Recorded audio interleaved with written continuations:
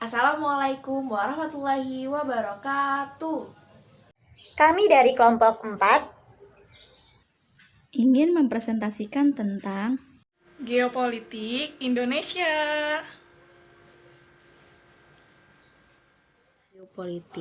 Geopolitik berasal dari dua kata yaitu geo dan politik.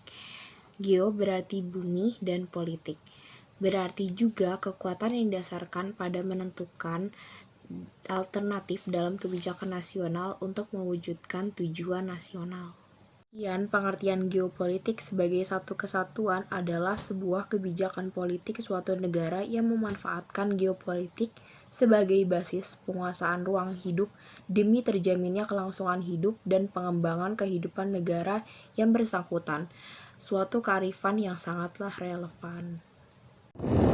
Menurut para ahli, Kailan, geopolitik diartikan sebagai sistem politik atau peraturan-peraturan dalam wujud kebijaksanaan dan strategi nasional yang didorong oleh aspirasi nasional geografi. Kepentingan titik beratnya terletak pada pertimbang geografi, wilayah atau teritorial dalam arti luas suatu negara yang apabila dilaksanakan dan berhasil akan berdampak langsung atau tidak langsung kepada sistem politik suatu negara. Wibowo dan Syahrial bahwa geopolitik adalah ilmu yang mempelajari kondisi fisik, ekonomi, sosial politik, antropolog sebagai faktor-faktor yang mempengaruhi proses kebijakan pemerintah mengenai politik dan HAMKAM yang bersifat intern dan ekstern berdasarkan telaah geografi politik.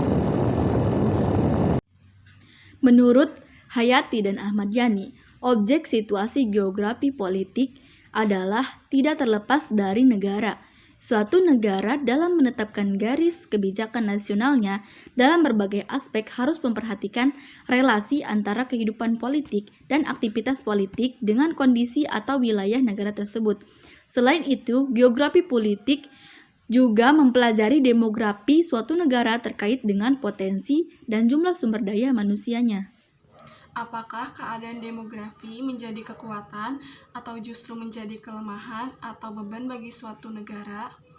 Jadi begini, di beberapa negara maju, ledakan sejumlah penduduk dianggap suatu beban bagi suatu negara, sehingga populasinya perlu ditekan melalui program keluarga berencana. Dan negara yang telah berhasil menekan jumlah penduduknya relatif lebih maju dibanding negara yang jumlah penduduknya tidak terkendali. Hal ini sangat wajar, mengingat potensi kekayaan sumber daya alam yang dimiliki suatu negara harus mampu memenuhi kebutuhan hidup warga negaranya. Selain itu,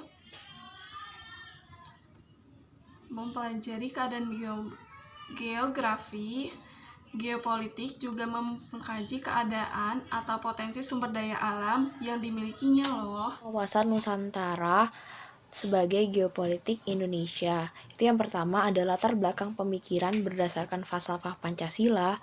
Yang kedua ada latar belakang pemikiran aspek kewilayahan Nusantara. Yang ketiga ada latar belakang pemikiran aspek sosial budaya bangsa Indonesia. Dan yang terakhir ada latar belakang pemikiran aspek kesejahteraan bangsa Indonesia. Pemikiran berdasarkan falsafah Pancasila. Manusia Indonesia diciptakan oleh Tuhan Yang Maha Esa. Oleh karena itu, manusia memiliki naluri akhlak dan pemikiran. Oleh karena itu, timbullah kesadaran untuk menciptakan lingkungan yang aman, damai, yang demi mewujudkan kesejahteraan umat manusia. Pemikiran aspek wilayah Nusantara. Indonesia memiliki letak yang sangatlah strategis. Oleh karena itu, dengan posisi Indonesia yang seperti ini, Indonesia dapat memiliki peran yang strategis dalam percaturan global. Yang ketiga, latar belakang pemikiran aspek sosial budaya bangsa Indonesia. Aspek sosial budaya merupakan salah satu aspek penting dalam kehidupan berbangsa dan bernegara. Masyarakat Indonesia yang majemuk dari berbagai aspek seperti religi, etnik, ras, bahasa yang merupakan kekayaan tersendiri. Kondisi heterogenitas ini juga memiliki potensi konflik mengingat masih rendahnya kualitas pendidikan dan kesadaran tentang pentingnya menjaga kebersamaan dalam perbedaan.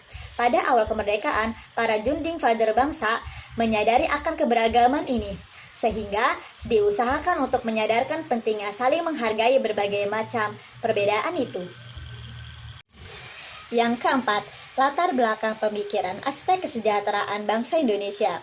Cikal bakal Indonesia merdeka merupakan adanya kerajaan Majapahit dan Sriwijaya yang ingin mewujudkan kesatuan wilayah.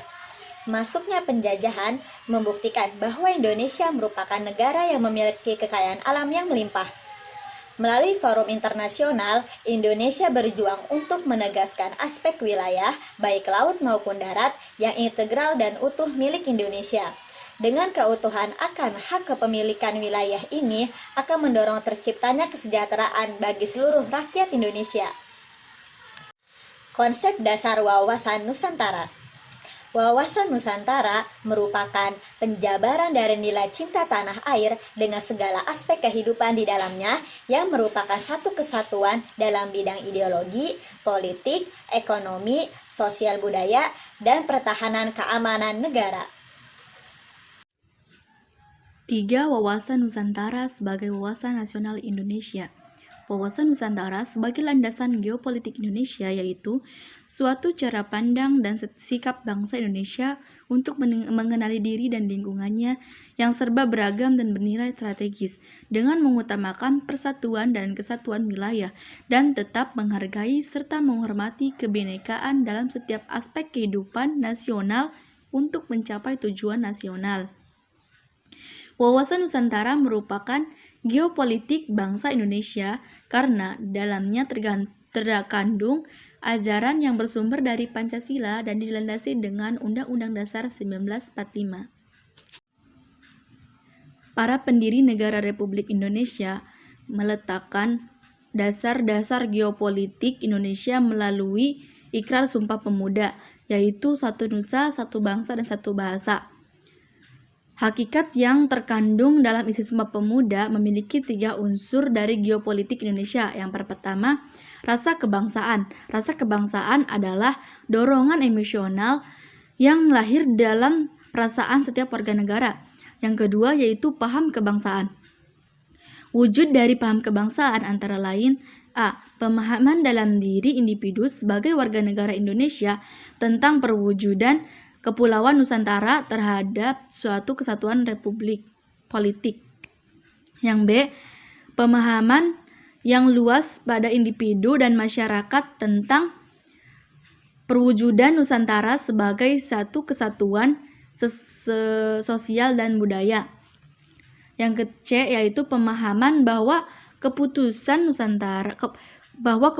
Nusantara merupakan satu kesatuan ekonomi. Yang D.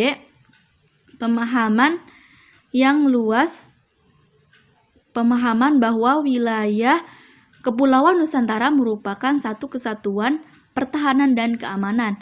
Yang ketiga yaitu semangat kebangsaan. Perwujudan dari semangat kebangsaan bersifat abstrak karena semangat ini timbul melalui proses sosialisasi, penghayatan, aktualisasi pembudayaan dan pelestarian. Yang keempat, landasan idil dan landasan konsepsional wawasan Nusantara. Pertama, landasan idil wawasan Nusantara. Pancasila diakui sebagai ideologi dan dasar negara yang dirumuskan dalam pembukaan Undang-Undang 1945. Pancasila mencerminkan nilai keseimbangan, keserasian, persatuan dan kesatuan, kekeluargaan, kebersamaan, dan kearifan dalam membina kehidupan nasional. Yang kedua, landasan konsepsional wawasan Nusantara. Undang-Undang 1945 merupakan konstitusi dasar yang menjadi pedoman pokok dalam kehidupan bermasyarakat, berbangsa, dan bernegara. Bangsa Indonesia menyadari bahwa bumi, air, dan dirgantara di atasnya serta kekayaan alam yang terkandung di dalamnya dikuasai oleh negara dan dipergunakan sebesar-besarnya untuk kemakmuran rakyat dan seluruh potensi yang ada tersebut dipergunakan secara terpadu, seimbang, serasi, dan selaras dan adil.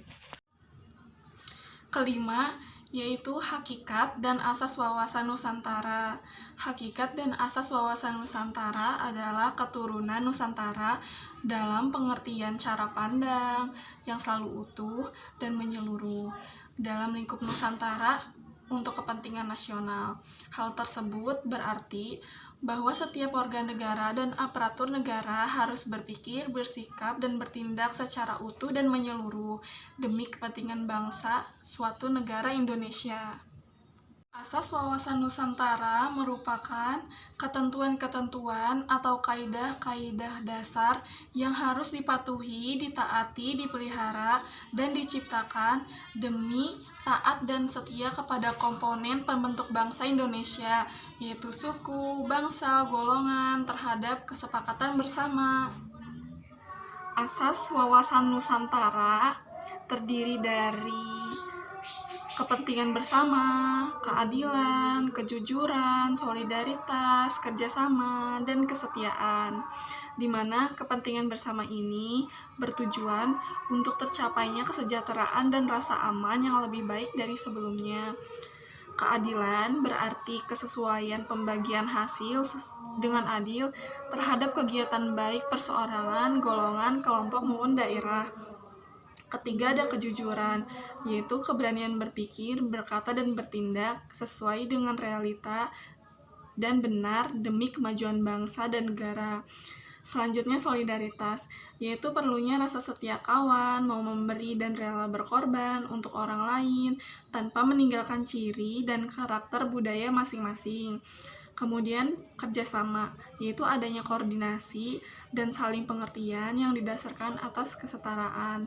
Kesetiaan berarti adanya rasa kesetiaan untuk kesepakatan bersama untuk menjaga bangsa dan negara Indonesia seperti yang diutarakan Budi Utomo tahun 1928, yaitu Sumpah Pemuda, dan tahun 1945 yaitu Proklamasi Indonesia.